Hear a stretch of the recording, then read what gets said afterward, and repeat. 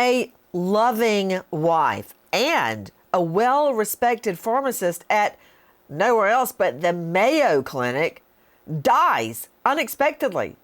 What happened?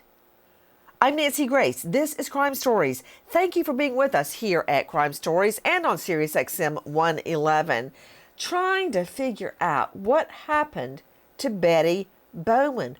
Healthy as a horse, and then suddenly, bam, gone just like that, of natural causes. Let's just start at the beginning. Take a listen to this. On August 21st, 2023, the Southeast Minnesota Medical Examiner's Office alerted the Rochester Police Department to the suspicious death of Betty Bowman. She died on August 20th, and the Medical Examiner's Office had to halt a cremation order after learning of possible suspicious circumstances.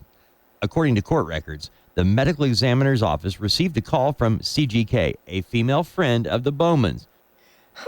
Okay, so just because a friend calls the hospital, suddenly everything's off? Again, thank you for being with us here at Crime Stories. We're taking a very close look at the death of a 32-year-old Mayo Clinic pharmacist who suddenly dies. Now, when she goes in to the hospital, she's perfectly fine in the weeks leading up to that. But then, how does everything go so horribly wrong? And I want to go first to Karen Stark joining us, renowned psychologist joining us out of Manhattan, TV radio trauma expert. You can find her at KarenStark.com, and that's spelled Karen with a C. Karen, I think the shock of someone dying young and unexpectedly, it's a whole different thing than when someone is in the hospital or they're elderly or you're I guess in a way, even though there's no way to ever be ready to say goodbye to somebody you love, and I know that, whether they die of old age or like my fiance is murdered in his 20s unexpectedly, there's no good way to say goodbye to somebody you love. But when it's sudden and unexpected, that adds a whole nother layer to the process of getting through it. You have the right words. I don't. I'm just a lawyer. You explain, Karen Stark. When you're talking about trauma, this is a great example because the family, the friends, the people that were close to her, they had more trouble getting over something like this. You don't ever get over losing somebody that you love. But when it's traumatic like this, when someone is healthy and described as being somebody that loved people, had all this energy, and then overnight enters the hospital and they dead in a few days, they're gone. That leaves you with something that you can't stop thinking about. It stays, it's indelible, it's etched into you. And it takes so much work to be able to even live your life normally again without obsessing about what could have happened. What did I do wrong? Why didn't I say something? How am I responsible even though you're not? It really affects people in a very strong way because it's really like out of left field, not anything that you're another thing about that, Karen for. Stark, Yes. Sometimes I have such a huge long to-do list every day. Sometimes I forget some of them. Not often, but sometimes. But I remember distinctly every word that was said when I learned Keith had been murdered. Because when I found out he had passed away, see, it's hard for me to still say dead. I thought that there had been a car crash. I didn't really know what had happened. And a period of time passed. And then I found out he was murdered. And I remember the pastor at my little Methodist church. I said, "What happened?" And he went, "He was murdered." I remember the entire conversation verbatim. Now, how can that be, Karen, when I can forget a to-do list? Because what happens when you get that kind of news, Nancy, it's kind of like a movie that plays in your head.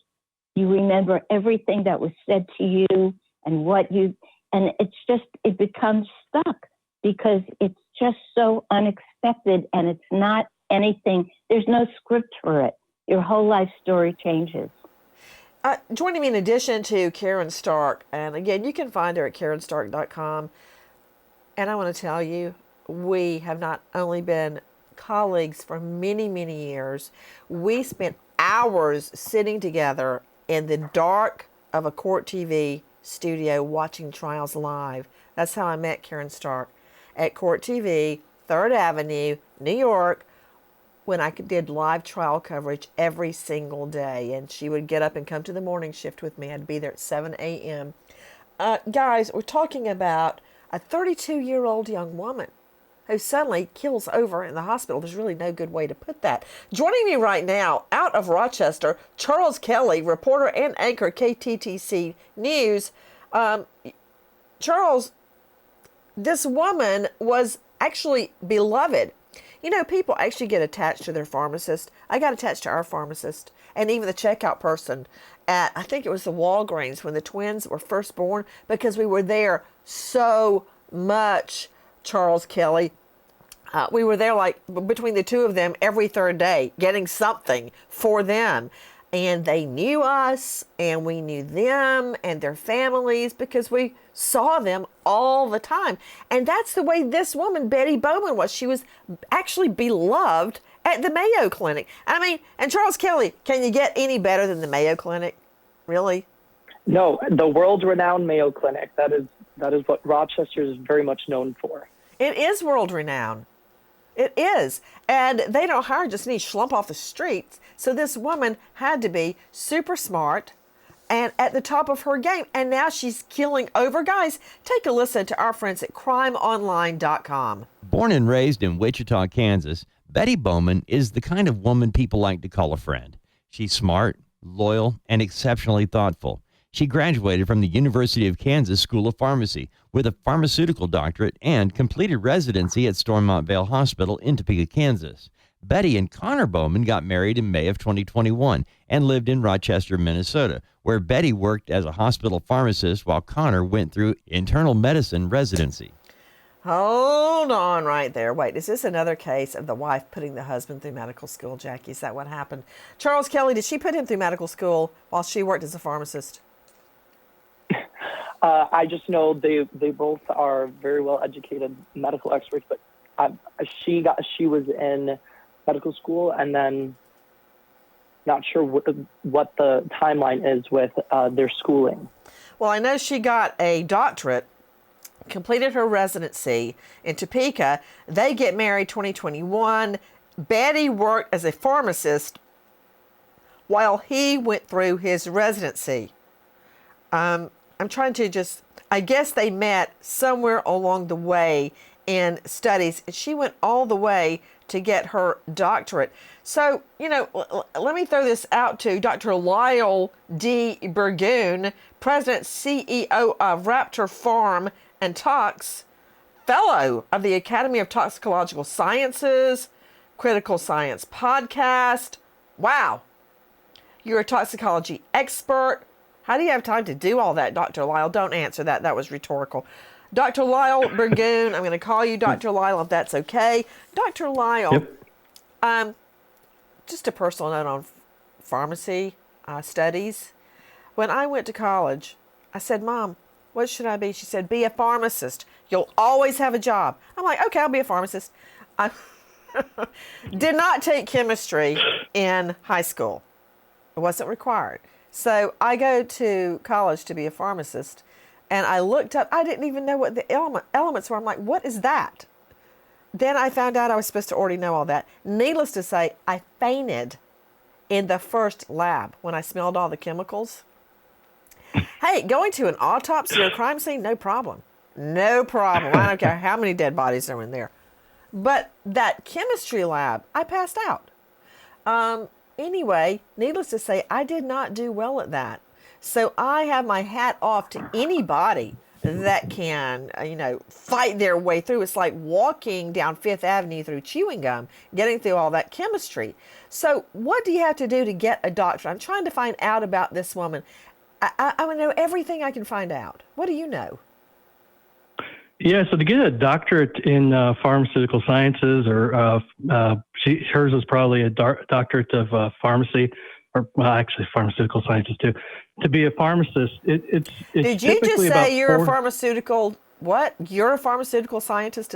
What did you just say?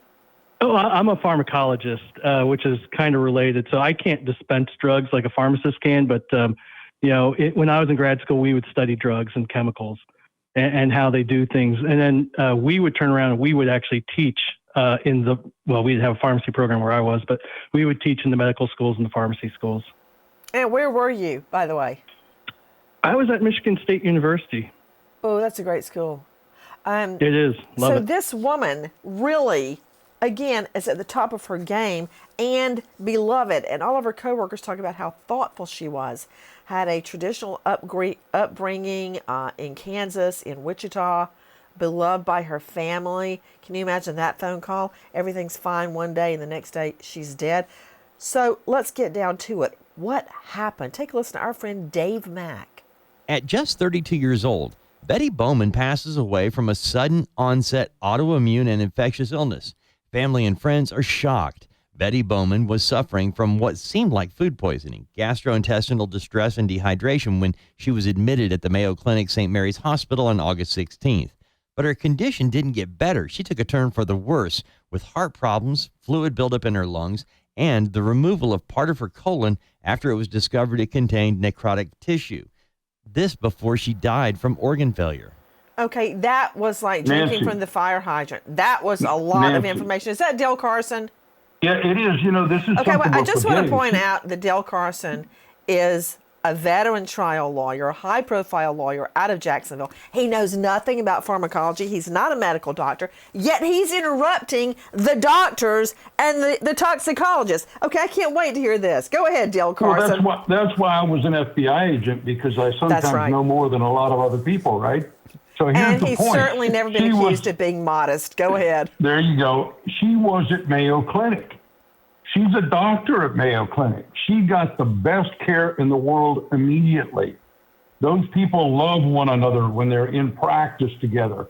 So it's not like she got reduced medical care. She got the world's premium medical care. And it's a wonder she didn't survive. It's a wonder. I got to tell you, my mom was having a lot of difficulties, and it was during Dancing with the Stars, so there's already stress. Plus, I was working full time. Plus, I had the twins, living in a little bitty apartment. For instance, one day, guys, I was practicing, and David let Lucy follow her heart and Purell all the rented furniture to clean it. It bleached it all. All the furniture was ruined. Thank you, David. That said, he got to sit on his iPad for 3 hours. And in the middle of all this, my mom, who was with me, got ill, and we rushed her out from LA across the country to the Mayo Clinic, and they were amazing. So what you just said, Dale Carson, was dead on. Absolutely. If you can't, the Mayo Clinic can't help you, nobody can help you. So all of a sudden she dies, and I need to speak to Dr. Lyle Burgoon again. Dr. Lyle, what does this mean? So she goes in for, what do you say, food poisoning, and suddenly she has part of her colon removed. It contained necrotic tissue. Now, necro, that means dead, necrophiliac. What is necrotic tissue in your colon? It's exactly as you said. It's dead tissue. Basically, that part of the large intestine just died for some reason. Okay, wait a minute. Food poisoning, and suddenly your tissue in your body is dead. See, I've been to a lot of autopsies, Dr. Lyle, but I've never heard they go in and they find dead tissue in your body. How do you get dead tissue? So usually what happens in if we see dead tissue, it's you have a lack of oxygen, so the blood flow to the area has stopped. One of the things that you might see if you just came out of an intestinal surgery of some kind, maybe an appendix removal or something like that, one of the things that they're concerned about is that the intestines will actually loop around themselves and create a knot. And what that'll do is that'll stop all the blood flow to a part of your intestine. So that's why they're really happy if you're actually passing gas and able to, poop, for lack of a better word. they're excited because it means that you don't have any knots in your intestine. Because if you do, what will happen is the blood flow will stop, the tissue there will die, and it becomes necrotic. Yeah, okay, I'm understanding what you're saying. A lot is making sense now. After my dad, he had 3 open heart surgeries, plus countless others. He had, stents. He had as I call it, the roto reader, cleaning out your arteries. He had his carotid artery, everything done. And he exercised. He was not overweight. He ate a strict heart diet. He just had a bad heart. Long story short, he has 3 open heart surgeries. One of the first questions they ask, and I'm looking over at Jackie, is, did he poop yet? I'm like, at the time, of course, one of the times I was a high schooler, one of the times I was in law school, every time I'm like, that I don't know. But what does that have to do with his heart? You just made perfect sense, and you answered a very mysterious question. So we're trying to figure out why this woman has dead tissue, and she just went in the hospital for food poisoning. Okay, let's hear more from Crime Stories investigative reporters. Court records indicate while Betty Bowman was in the hospital, Connor Bowman suggested she was suffering from a very rare illness referred to as HLH. Tests were done for HLH, but they were inconclusive. Regardless of the facts, Connor Bowman told multiple people his wife died from HLH and even included HLH as a cause of death in her obituary. Okay, let me understand what is HLH. I'm going to be the brave one on this panel. Hemophagocytic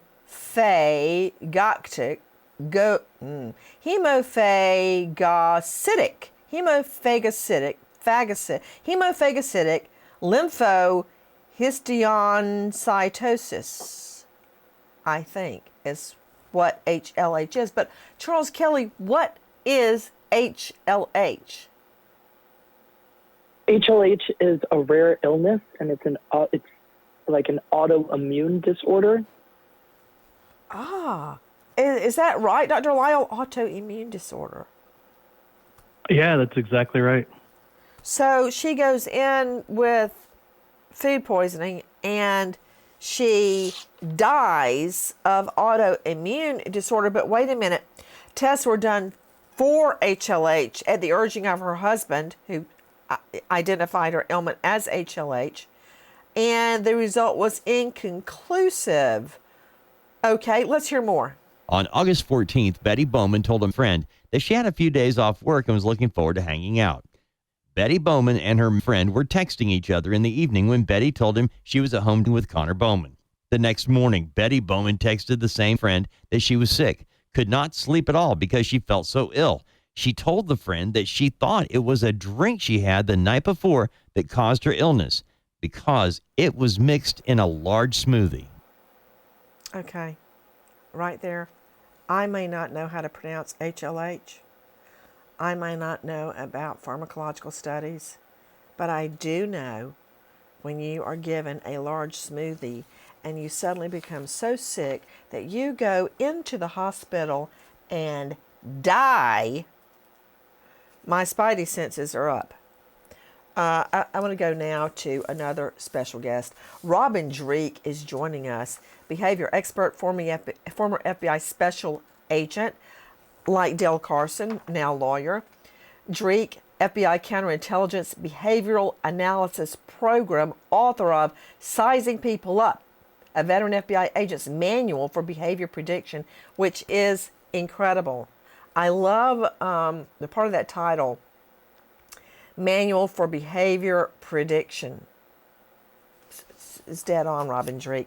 Robin Dreek, so much is happening surrounding the diagnosis of Betty Bowman. And I don't know that we really get a clear COD, cause of death, on Betty. But so far, I don't like that she drinks something and then the last time I had food poisoning, and I rarely get it, I've got a cast iron stomach. I was in Vegas because I was spying on the children. They had a class trip to the Grand Canyon. This was in the 8th grade. Of course, I knew up here that they were going to be fine, but in case anything went wrong, I wanted to be nearby instead of on the other side of the country. So flew to Vegas with David, my husband, and even though they were all out in the Grand Canyon, I just wanted to be near them in case they somehow had a problem. While there, I ate at a sushi restaurant. Never gotten sick off sushi, but that night I was sick, in through the next day. But I didn't end up dead in the hospital from bad sushi. I want you to hear this, Robin Dreek. Listen. It is stated that Connor Bowman told the medical examiner's office that his wife should be cremated immediately and argued that her death was natural. Bowman attempted to cancel the autopsy, claiming Betty Bowman did not want to be a cadaver. During this same time, Connor Bowman was corresponding via email with one of the death investigators with the medical examiner's office and asking the investigator if the toxicology analysis being completed would be more thorough than the analysis typically done at the hospital. Bowman also asked for a list of what was specifically going to be tested for. Number one, I see a big fat lie. Just because you have an autopsy doesn't mean you're going to be used as a cadaver, a dead body at a medical school. That's not what that means. People have autopsies all the time, and they are put to rest in the family plot. So by saying, no, I don't want an autopsy, she never wanted to be a cadaver, those two, it's a non sequitur. They don't follow each other. Okay, right there, Dreek. Right there, I got a problem. You want to rush somebody to cremation. In my world, that's a red flag. Maybe not in other people's worlds, but in my world, that's a problem. And then when you start sniffing around, trying to find out what drug panels were run, what toxicology panels were run on your dead wife's body in the hospital, and how does that compare to what's going to be done at the medical examiner's office, I definitely smell a rat, Dreek. I'm with you, Nancy. You know, when we're looking at human behavior, we, as human beings, we do a really, really good job of establishing patterns and routines of the people around us, of ourselves. You highlighted yourself with your own food poisoning. You could readily identify what it was because it deviated from what you normally have and you had a reaction to it. And so what his behavior was doing was deviating from a pattern. And her death deviated from her entire lifestyle. So her friends and family are really the heroes here, as well as the medical examiner that really highlighted that this is really unusual. And then his behavior is also highly unusual. So there's lots of deviations, and people stood up and said something. I like what you said about deviations because I rarely, where's some wood to knock on, get sick. My husband, who is 6'3", he claims to weigh 250 pounds. I don't know if that's real or not. Former football player, blah, blah, blah. He actually has a very delicate system. He's constantly sniffing and sneezing and claiming hay fever and whatever. He's actually very delicate. So for him to suddenly get a cold and get OTCs, over-the-counter meds, which I detest, that's not unusual for him. Right. So this is a deviation. This woman didn't get sick. She didn't have a delicate stomach or a delicate disposition. And so this is very unusual. So let me go to the source, Dr. Lyle D. Burgoon, toxicology expert, president and CEO of Raptor Farm and Tox, a fellow of the Academy of Toxicological Sciences, and star of the Critical Science podcast. What about it, Dr. Lyle? You know, it's really interesting because, you know, I agree about, you know, this behavior is really strange. You know, everything here is just really strange. Talking about the tox labs. Tell me about the tox labs. What do you do at the medical examiners? I know that answer, but as compared to what would have been done at the hospital. You know, the difference is going to be usually the hospital is looking for, you know, common drugs of abuse, and they're looking for alcohol and things like that. Basically, they want to know what's going to interfere with any drugs that they might give you in the hospital. When you go to the medical examiner's office, they're going to be running for, you know, again, all the drugs of abuse, but they're also going to be looking for other things that are typical poisons. They're going to be looking for rare chemicals as well. They might do what we call an untargeted analysis. They might pay a lab to just say, just go out and try to find anything that's in this blood that looks weird. Sometimes they'll do that. And that's, it's pretty common because they're trying to figure out, why did this person die? Is there something in their blood? Did they eat something that wasn't right? And so that's going to be the biggest difference. So Charles Kelly joining me, very well-known investigative reporter and anchor, KTTC News. Charles, how quickly after Betty dies unexpectedly in the hospital did the husband want a sudden cremation? They said it was almost immediately. The last thing on my mind when I was in the room when my dad passed away was, oh dear, let me set up the funeral. What time should it be? What day should it be? Who's going to write the obit? I couldn't even think about that. All I could think about was him. And he wasn't going to be with me anymore. Same thing with Keith. And this guy's like got a head of steam for a cremation. Okay, Dale Carson, I can't believe you break in on the toxicologist. But now I'm getting some circumstantial evidence and you suddenly go quiet. Well, I'm just, when you ask somebody to cremate immediately, that's the first red flag. The second is the obit that explains precisely what killed the person in some kind of medical ease. And that's extremely unusual. So the red flags start piling up. Hey, let me talk to you about cremation. I'm going to jump in on Dale now, too. Who's that? I'm sorry. It's Robin. I'm literally staring at the obit, too. I'm with Dale on this. This obit really stuck out to me. Oh, please tell me what about it is really sticking out to you. And I also want to talk to somebody about cremation because that gets rid of all your evidence. If you don't have the right labs, it's over. What? Who's that? Dale? In the obit, it says, following a sudden onset of autoimmune and infectious illness. Yep, controlling the narrative. Come on. You're so right, controlling the narrative. And so it's interesting here, Nancy, with this obit, even when because he wrote the obit, it says it in some of the documents. And so down further, she is survived by her fur baby, Sir Crumpet, her husband, Connor, not like loving husband or anything like that, and so many special friends and loved ones. So if he wrote it, he actually omitted the mother, who she actually had a very close relationship with. So it's a very stale obit. And, wait, and put the dog first?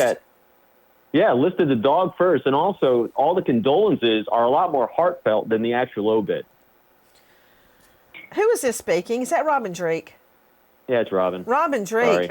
You're right. I hear Karen Stark. Jump in, Karen. Well, Nancy, in addition to the fact that this obit is so bizarre, none of her friends or family knew that she had this rare disease that he decides he's going to list, this autoimmune disease. And so right away, people were suspicious because it didn't make any sense. I'm sure the mom is like, what autoimmune ailment? What are they even talking about? Charles Kelly, tell me some more about her obit, please. Yeah, so I actually spoke with some of her close friends and previous colleagues and asked them if they thought it was suspicious. They said she seems very healthy from what they knew, but they didn't really question it because I think they're in so much shock. And they said that they didn't talk deep enough about their health issues that they wouldn't have known if she had this autoimmune disorder. But to them, and there are other doctors too, saying she was a healthy person overall, always living life to its fullest. So I also think what's interesting is one of the best friends I was speaking to told me that she has a very close sister, and she's not listed in the obituary at all as well.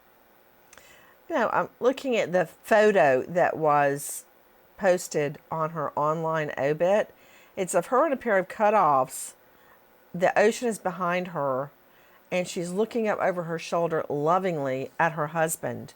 I'm rereading the obit, and you're absolutely correct. Survived by her fur baby, Sir Crumpet II of Mulberry, her husband Connor, and so many special friends and loved ones. Not even mentioning her actual family, her blood relatives. I'm curious, Charles Kelly, did he already have the obit written? That is not confirmed. We are not sure if he had that already prepared, but we know that in the report that he wrote it. I remember that was one of the worst moments of my life, sitting around the kitchen table with my brother and sister trying to write my dad's obit. Guys, what more do we know? Listen. Friends of Betty Bowman began reaching out to investigators. An adult female friend of Betty Bowman told Detective Kendrick of the Rochester Police Department that she had texted with Betty Bowman on August 16th and that Bowman told her she was sick and was at the hospital and things were going downhill. The friend told the detective that Betty Bowman was a healthy person. According to the criminal complaint, the friend also told the detective that Connor Bowman had attended pharmacy school, worked in poison control in Kansas, and was currently in medical school. Betty Bowman had told others that Connor Bowman was so much in debt that they kept separate bank accounts. Connor Bowman told a female friend that he was going to get $500,000 in life insurance as a result of Betty Bowman's death. Bowman also told her that Betty Bowman was suffering from HLH. $500,000. Wait a minute. Charles Kelly, investigative reporter and anchor KTTC. Why was he in debt? From his pharmacy school and from those years of school, the money racked up. But it's interesting that he would talk about the life insurance money that he's getting after his wife has just passed away unexpectedly. $500,000, and the only debt was from school?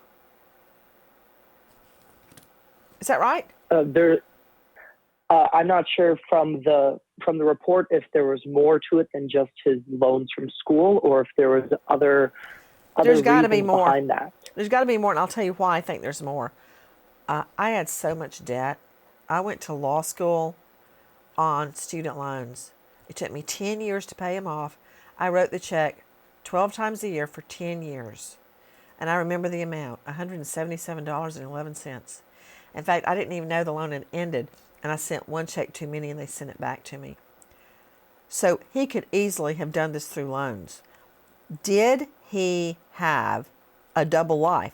Why did he have so much debt that he was bragging about a $500,000 life insurance policy? And I'm curious, when did he take that out? But there's more. Listen. The University of Kansas was able to locate internet searches conducted by Bowman on their device and network. Kendrick was told that Connor Bowman was researching colchicine. Colchicine is a drug used to treat gout. During his time answering calls on the poison line, Bowman had not received any calls regarding colchicine. Neither had any other employees answering calls on the poison line. So he actually manned the poison line while he was in med school at poison control. Dr. Lyle Burgoon, toxicology expert, what is colchicine, and is that a normal job for someone in medical school to work at poison control? So I'll answer the second question first. It's not completely unusual. Different states have different rules about who can work as a poison specialist. Typically, you have to be someone who's licensed. So he may have been a pharmacy tech. That's actually a pretty common thing for people who are aspiring to go to medical schools. They become pharmacy techs or they become EMTs. And then if they have that kind of a background, they can sometimes work as a poison specialist. But to your first question, colchicine is an interesting chemical. It's a plant-derived drug. It's been around for a long time. It's considered one of the more ancient drugs. And it's been used to treat gout for a very long time. What's interesting about colchicine, though, is how it works. It actually gets into your cells. And in our cells, we have, think of them as rails, like train rails. So we have these little railways, and one of them is called tubulin. And tubulin moves proteins around from one side of the cell to the other, but it also helps cells move. So immune cells actually crawl through your body. It's kind of neat. And once they get into an organ, they're just crawling around. Well, if you take colchicine, that railway stops. And so now there's no way for proteins to move across the cell, but the cell itself also can't move. And so it also, for cell division, tissues like our intestines, our mouth, the mucus lining of our mouth, our nose and stuff like that, those mucus linings are constantly being replenished. But if you take colchicine, it stops cell division. So your cells stop dividing, and then you don't replenish these things. And so that's actually what gives you like the GI distress, the gastrointestinal distress, stuff like that. Interesting that you said it was an ancient drug. It's been around forever. I wonder if that is part of the labs, the standard labs that are run at the medical examiners and the hospital. Are they or are they not, Dr. Lyle? It's not entirely standard to look for colchicine. You would probably have to have some suspicion, like somebody's coming in for food poisoning and then they die. You're going to be saying, well, okay, what drugs are going to cause you to have some kind of GI distress? It's not a really large list. It's your anti-cancer drugs and colchicine. Someone may know the hospital, neither hospital nor ME is going to look for colchicine in their standard lab work. Okay, but then there's more. Listen. Some of Connor Bowman's internet searches seemed really out of place. Police found internet searches about the drug colchicine and determining what a lethal dose would be by entering his wife's weight. The fact that Bowman talked to death investigators about the toxicology test being done on his wife seemed out of place as well. The drug he researched, colchicine, was listed on the autopsy report as the cause of death, the toxic effects of colchicine. Okay, Charles Kelly, do I understand this correctly? Her husband, Connor Bowman, researched colchicine and how much as it related to her body weight? Yes, he even was converting her body weight to kilograms and multiplying that in order to measure out the dosage rate in milligrams per kilogram for colchicine.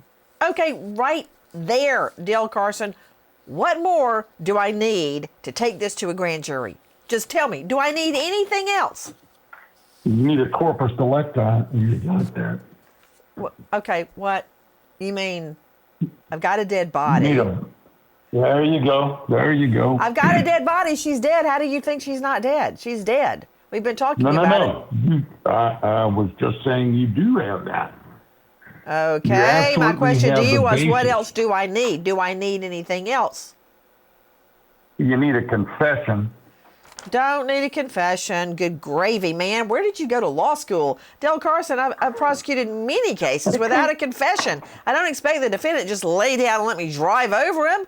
Am I giving me a confession? I don't need a confession. Man, I need to school you. Who's jumping in? Is that Karen Stark? Yes, it is, because the confession is, if you look at his internet searches, there's, in some ways, that's him speaking. How can such smart people do such stupid things like leave a trail a mile wide? Well, okay, not just that, but I can tell you the day David Eugene, yes, that's his middle name, Lynch, looks up VPN, a private browser, oh, yeah, fur is going to fly. Listen. Connor Bowman also accessed a search for the corrected question from BPN to VPN. VPNs are secure methods of web browsing and can be used by those who are trying to hide their online activity from law enforcement. Bowman was also searching sodium nitrate. Sodium nitrate can be used to limit oxygen transport through the body. There was then a Google shop page for various vendors selling sodium nitrate. Okay. A Google shop page, Charles Kelly, for sodium nitrate. Is that correct? Yes, that is exactly what is stated in the criminal complaint. Dr. Lyle Burgoon, what is sodium nitrate? So sodium nitrate is a chemical that's commonly found in fertilizers, actually, and it's extremely water soluble. What do you mean it's extremely water soluble? You mean like you could put it in a big fat Slurpee? Yep, you could. You could put it in a big fat Slurpee. You could put it in whatever it is that you want to drink. It'll go in really easily. I'll tell you what, the day that I catch David Lynch looking up sodium nitrate is the day I call a divorce lawyer. Okay, just the cherry on top Listen.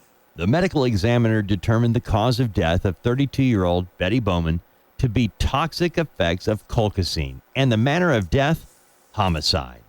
Law enforcement executed another search warrant on Connor Bowman's residence. Officers located a receipt for a bank deposit of $450,000. You know, Robin Dreek joining me, behavior expert, former FBI special agent and chief of FBI counterintelligence behavioral analysis program. I have found, and I don't have the right psychological terms for it or psychiatric terms, that people that kill for money, for a pecuniary gain, are a whole different animal.